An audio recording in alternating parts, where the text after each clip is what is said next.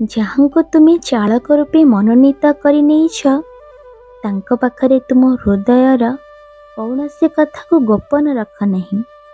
ଗୋପନ କରିଲେ ତାଙ୍କୁ ଅବିଶ୍ୱାସ କରାହେବ, ଆଉ ଅବିଶ୍ୱାସରେ ହିଁ ଅଧପତନ ହୋଇଯାଇଥାଏ। ଚାଳକ ଅନ୍ତର୍ଯ୍ୟାମୀ ଯଦି ଠିକ୍ ଠିକ୍ ବିଶ୍ୱାସ ହୁଏ, ତେବେ ତୁମେ କୁକାର୍ଯ୍ୟ ଆଦୌ କରିବ ନାହିଁ। ଆଉ ଯଦି ବା କରି ପକାଅ, ତେବେ ନିଶ୍ଚୟ ସ୍ୱୀକାର କରିବ। ଆଉ ଗୋପନ କରିବାକୁ ଇଚ୍ଛା ହେଲେ ହିଁ ଜାଣି ରଖ, ତୁମ ହୃଦୟରେ ଦୁର୍ବଳତା ଆସିଛି ଏବଂ ଅବିଶ୍ୱାସ ତୁମକୁ ଆକ୍ରମଣ କରିସାରିଛି। ସାବଧାନ ହୁଅ, ନଚେତ୍ ଅନେକ ହୃଦୟକୁ ତୁମେ ଦୂରକୁ ଗଡ଼ିଯିବ। ତୁମେ ଯଦି ଗୋପନ କର, ତୁମର ସତ୍ ଚାଳକ ମଧ୍ୟ ତୁମଠାରୁ ଆତ୍ମଗୋପନ କରିବେ। ଆଉ ତୁମେ ତୁମର ହୃଦୟକ ଭାବ ବ୍ୟକ୍ତ କର।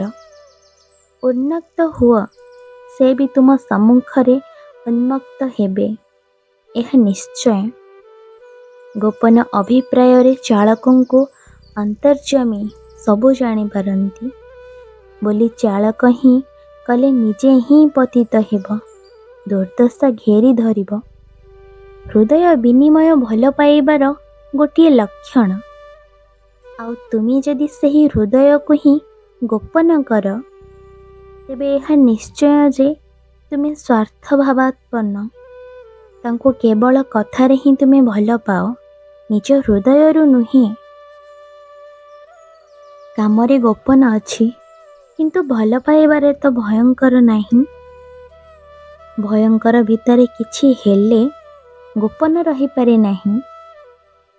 ସତ୍ ଚାଳକ ପତଳା ଅହଂଯୁକ୍ତ, ଯେ ନିଜେ ତାଙ୍କର କ୍ଷମତା ହିଁ କୌଣସି ନା କୌଣସି ମତେ ତୁମ ପାଖରେ ଜାହିର କରିଥାନ୍ତି। ସେଇଥିପାଇଁ ତୁମର ଭାବାନୁଯାୟୀ ତୁମକୁ ଅନୁସରଣ କରିବେ, ଆଉ ଏହା ହିଁ ସତ୍ ଚାଳକଙ୍କର ସ୍ୱଭାବ ହୋଇଥାଏ। ଯଦି ସତ୍ ଚାଳକ ଅବଲମ୍ବନ କରିଥାଅ, ତାହା କର, ଭୟ ନାହିଁ, ମରିବ ନାହିଁ, କିନ୍ତୁ କଷ୍ଟ ପାଇଁ ରାଜି ଥାଅ। ଦିନ ହେବା ଅର୍ଥ ଅପରିଚ୍ଛନ୍ନ ସାଜିବା ନୁହେଁ। ବ୍ୟାକୁଳତା ମାନେ ବିଜ୍ଞାପନ ନୁହେଁ, ବରଂ ହୃଦୟର ଏକାନ୍ତ ଉଦ୍ଧାନ ଆକାଂକ୍ଷା। ସ୍ୱାର୍ଥପରତା ସ୍ୱାଧୀନତା ନୁହେଁ, ବରଂ ସ୍ୱାଧୀନତାର ଅନ୍ତରାୟ। ତୁମେ ଯେତେ ଲୋକଙ୍କର ସେବା କରିବ, ସେତେ ଲୋକଙ୍କର ଯଥା ସର୍ବସ୍ୱର ଅଧୀଶ୍ୱର ହେବ। ତେଜ ମାନେ କ୍ରୋଧ ନୁହେଁ, ବରଂ ବିନୟ ସମନ୍ୱିତ ଦୃଢ଼ତା। ସାଧୁମାନେ ଯାଦୁକର ନୁହେଁ, ବରଂ ତ୍ୟାଗୀ, ପ୍ରେମୀ। ଭକ୍ତମାନେ କ'ଣ ଅମୋହକ, ବରଂ ବିନୀତ ଅହଂଯୁକ୍ତ ଜ୍ଞାନୀ। ସହିଷ୍ଣୁତା ମାନେ ପଳାୟନ ନୁହେଁ, ପ୍ରେମର ସହିତ ଆଲିଙ୍ଗନ। କ୍ଷମା କର, କିନ୍ତୁ ଅନ୍ତରର ସହିତ। ଭିତର ଗରମ ରଖି ଅପାରଗତାବଶତଃ କ୍ଷମାଶୀଳ ହେବାକୁ ଚାଅ ନାହିଁ। ବିଚାରର ଭାର, ଶାସ୍ତିର ଭାର ଆପଣା ହାତରେ ନେବାକୁ ଯାଅ ନାହିଁ। ଅନ୍ତରର ସହିତ ପରମ ପିତାଙ୍କ ଉପରେ ନ୍ୟସ୍ତ କର, ବହୁତ ଭଲ ହେବ।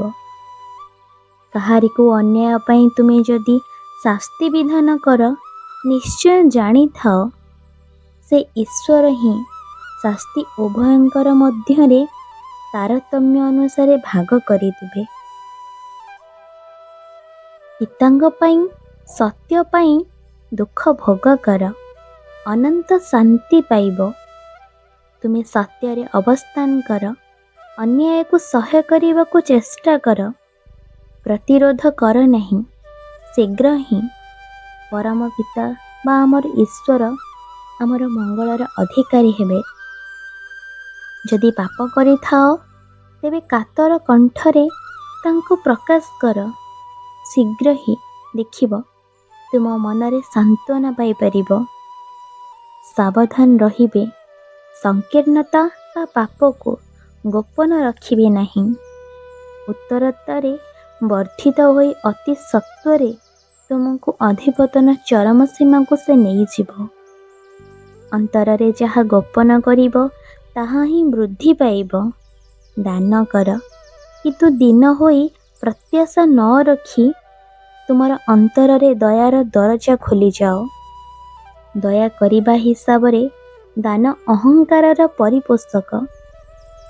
ଯିଏ କାତର ଭାବରେ ତୁମର ଦାନ ଗ୍ରହଣ କରନ୍ତି, ଗୁରୁ ରୂପେ ସେ ତୁମେ ହୃଦୟରୁ ଦୟା ଭାବରେ ଉଦ୍ବୋଧନ କରିଦିଅନ୍ତି ବା କୃତଜ୍ଞତା। ଯାହାକୁ ଦାନ କରିବ ତାର ଦୁଃଖ ଅନୁଭବ କରି ସହାନୁଭୂତି ପ୍ରକାଶ କର, ସାହସ ଦିଅ, ସାନ୍ତ୍ୱନା ଦିଅ। ପରେ ଯାହା ସାଧ୍ୟ ଯତ୍ନ ସହକାରେ ଦିଅ। ପ୍ରେମର ଅଧିକାରୀ ହେବ, ଦାନ ତୁମର ସିଦ୍ଧ ହେବ। ଦାନ କରି ପ୍ରକାଶ ଯେତେ ନ କର ସେତେ ହିଁ ଭଲ। ଅହଙ୍କାରରୁ ରକ୍ଷା ପାଇବ। ଯାଚ ଜ୍ଞାନୀକାରୀ ଫେରାଅ ନାହିଁ। ଅର୍ଥ ନ ହେଲେ ସହାନୁଭୂତି, ସାହସ, ସାନ୍ତ୍ୱନା, ମିଷ୍ଟ କଥା ଯାହା ହେଉ ଗୋଟାଏ ଦିଅ। ହୃଦୟ କୋମଳ ହେବ।